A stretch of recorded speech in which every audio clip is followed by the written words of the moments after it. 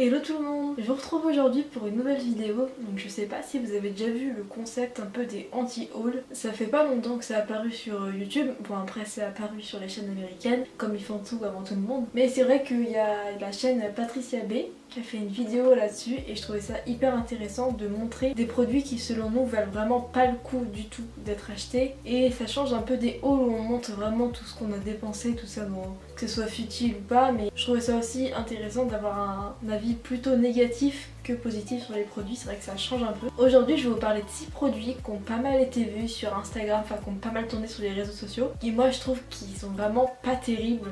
Il y en a qui ont vraiment des avis mitigés sur ces produits, après chacun son avis quoi, mais moi je vais vous partager le mien. Donc la première c'est la palette Natural Love de Too Faced. Bon, j'adore par contre Too Faced, cette marque que j'aime beaucoup, mais c'est vrai que cette palette elle est pas terrible quoi, je trouve, parce qu'elle coûte déjà 55 €, donc après bon, tout ce qui est Too Faced, Urban Decay, c'est vrai que ça coûte cher les palettes. Donc dedans il y a 30 fards, mais déjà il y a plusieurs fards qui font déjà partie d'autres palettes de Too Faced, et c'est vrai que j'ai eu pas mal d'avis sur cette palette comme quoi la pigmentation était pas terrible sur certains fards. Et c'est vrai qu'une palette à ce prix là, j'arrête pas de dire mon palette, une palette à ce prix là on attend quand même une certaine qualité parce qu'on met quand même le prix dedans. Et c'est vrai que si on n'a pas vraiment cette pigmentation et qu'en plus on retrouve des fards qu'il y a dans d'autres palettes, je trouve pas ça terrible. En plus le packaging c'est vrai que c'est en carton, donc à force de l'ouvrir en plus le truc à un moment il va se péter. Déjà niveau packaging c'est vraiment pas terrible même s'il est très joli. C'est vrai que moi j'avais été tentée de l'acheter et je préfère toujours regarder avant les avis des gens et j'ai vraiment pas vu beaucoup d'avis positifs sur cette palette, donc c'est pour ça que je préfère aussi vous partager le mien parce qu'on sait jamais. Si j'avais des palettes à vous conseiller ce serait plus les Urban Decay parce que vraiment la pigmentation elle est ouf. Moi j'ai la Semi Sweet Chocolate Bar de Too Faced et j'ai c'est la Naked Basic Ultimate ou quelque chose comme ça, celle qui est en carré là. La pigmentation d'Urban Decay c'est un truc de malade, il y a vraiment pas photo. Comparé à Too Faced, oui c'est pigmenté mais c'est pas un truc de malade pour le prix où on la paye quoi, c'est vrai. Celle-ci je la conseille vraiment pas trop et en plus on en a entendu parler vraiment beaucoup et au final ça a été un flop pour la marque qu'un top. Ensuite vous avez sûrement entendu parler de la marque de Kylie Jenner. Je pense que tout le monde connaît cette marque maintenant et c'est vrai que j'ai vraiment du mal avec sa marque parce qu'on a vraiment l'impression qu'elle nous pousse à la consommation. Parce qu'en fait quand elle sort des produits, déjà il y a une quantité limitée et en fait tout le monde se rue dessus et genre en une heure il y a tout qui est parti quoi. Enfin c'est vraiment un truc de malade, c'est vraiment pour pousser à la consommation et acheter parce qu'on va se dire après il n'y en aura plus, il faut absolument que j'en ai un. Et moi ça me gêne déjà un peu cette politique, ce marketing qui est pas forcément terrible. J'ai déjà eu envie, je l'avoue, d'acheter ces rouges à lèvres mat parce que je les trouve vraiment sublimes. Mais elle a sorti une nouvelle collection avec Kim Kardashian, donc je crois que ça fait quelques mois déjà. Mais on l'a vu pas mal tourner et en fait c'est des gloss comme ça qui je trouve qui se ressemblent déjà énormément. Donc déjà j'aime pas les gloss de base, même si maintenant les gloss ils ont évolué durant les années, mais c'est vrai que les gloss j'ai vraiment du mal. Je trouve ça joli sur certaines personnes mais moi j'adhère pas trop. Et j'avais déjà vu des revues, franchement on a l'impression que c'est les mêmes couleurs quoi. Quand tu vois le prix du machin, surtout que nous en plus on habite en France donc faut payer des fois des frais de douane. Et c'est vrai que quand on voit les teintes, on se dit tu te fous quand même un petit peu de la gueule du monde. Clairement, j'ai vraiment du mal déjà avec la marque et en plus avec ses produits, j'ai vraiment trouvé que c'était vraiment pas terrible. Elle a vraiment fait mieux. Les palettes pour les yeux, je trouve ça, je la trouve vraiment très très jolie. Mais c'est vrai que ça, franchement, j'ai vraiment pas trouvé ça terrible. Pour moi aussi, ça c'est un gros flop. Ensuite, troisième produit, je pense que vous avez déjà vu ou entendu parler si vous connaissez la chaîne de Nikki Tutorial. Donc c'est la Clarisonic qui en fait s'est lancée un peu dans tout ce qui est make-up, tout ça. Donc à la base c'est pour nettoyer le visage et là en fait ils ont lancé cette nouvelle brosse pour estomper tout ce qui est fond de teint, contouring, tout ça. C'est vrai que quand j'ai vu ça je me suis dit mais déjà de base la Clarisonic je la trouve hyper chère pour ce que c'est. Je veux dire c'est une brosse nettoyante, bon ok elle est peut-être bien mais foutre plus de 100 balles là-dedans ça fait quand même un peu mal au cul. Ça coûte 35 $. En euros je sais pas trop ce que ça donne.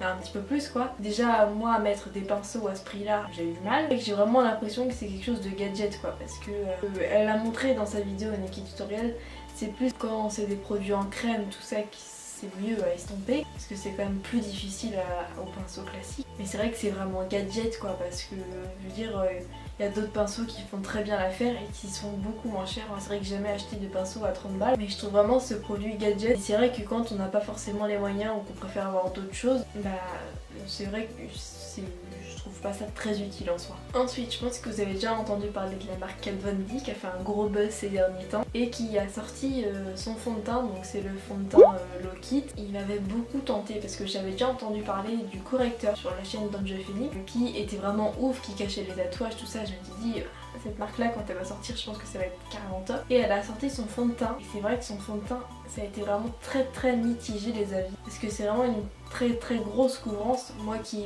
ai des traces d'acné, c'est vrai que j'aimerais pouvoir tout cacher, même si bon, c'est pas forcément possible. Ce fond de teint, ça n'a pas vraiment été terrible parce que j'ai déjà vu des revues là-dessus, mais c'est vrai qu'apparemment il est très couvrant, mais il est vraiment très épais et très pâteux, ce qui fait que ça fait pas du tout naturel en fait sur la peau. Déjà que quand on met du fond de teint, qu'on a de l'acné ou des traces, c'est moins terrible que quand on a une belle peau. En plus c'était une couche épaisse comme ça que ça fait genre gros plâtre. Il y a vraiment d'autres fonds de teint pour l'acné qui sont mieux. Mais moi c'est vrai que pour le prix et pour l'avis que j'ai entendu, j'ai vu dans des vidéos, des tutoriels, des revues, tout ce que vous voulez, ça a vraiment été très mitigé. Il y a vraiment son correcteur qui a été vraiment un très bon produit. Après c'est produits pour les lèvres aussi qui sont vraiment top. Je recommande pas tellement ce produit aux filles qui ont de l'acné, qui vont se dire ça va être une super couvrance et tout. C'est vrai qu'après si on se retrouve avec une gueule qu'on a l'impression qu'on est dans le plâtre, je le déconseille aussi.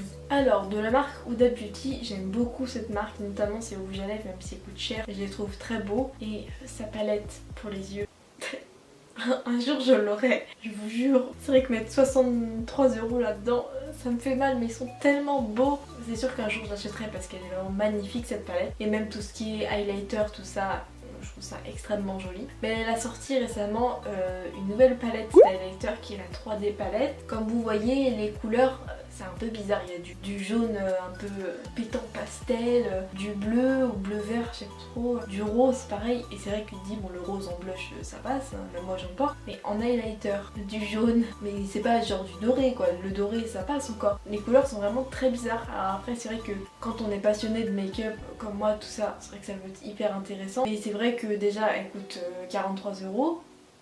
On n'a pas forcément les moyens comme moi, on préfère mettre dans des palettes, avoir vraiment une espèce de base au niveau du maquillage, donc tout ce qui est highlighter classique, doré. Je pense que ça convient plus aux personnes qui ont déjà beaucoup de maquillage ou qui sont plus dans tout ce qui est très coloré, tout ça. Et surtout vu le prix, c'est pas forcément accessible à tout le monde. Tu investis quand même dans cette palette. Je t'aime bien Huda, mais c'est vrai que après c'est pas forcément de mon goût, ça peut être du goût d'autres personnes, je donne juste mon avis, mais c'est vrai que pour le prix et pour ce que c'est, je trouve pas ça vraiment terrible. Et ensuite, pour le dernier produit, je suis désolée Too Faced, je t'aime beaucoup, tu es une marque que j'aime vraiment, mais là franchement, on a déjà eu la chocolate bar, la semi-sweet chocolate bar, la sweet peach, ça reste quand même dans le même thème, et là ils viennent de nous ressortir chocolate chip white, qui est comme ça.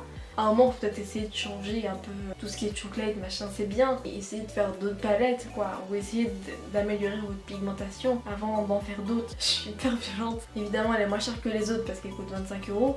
Mais il n'y a que 11 fards. Donc au final, c'est un peu kiff-kiff. C'est 4 ou 5 irisés et après c'est des mat. C'est vrai que c'est une palette qui est bien. C'est une palette assez naturelle. Et c'est vrai que d'encore sortir une palette même de la même gamme, c'est bien aussi de changer. C'est un peu comme Urban Decay qui a fait la Naked Hit. Bon ça c'est de toute façon je vais l'acheter parce que je la trouve magnifique. Mais c'est vrai qu'on a eu la Naked 1, la Naked 2, la Naked 3. Il faut peut-être essayer de changer aussi un peu, d'amener un peu de nouveauté parce qu'on a envie de nouveauté quand on est acheteur. Le prix franchement je trouve vraiment pas ça terrible du tout. Il n'y a pas de surprise quoi. Je sais pas si vraiment ça valait le coup de sortir cette palette. Voilà.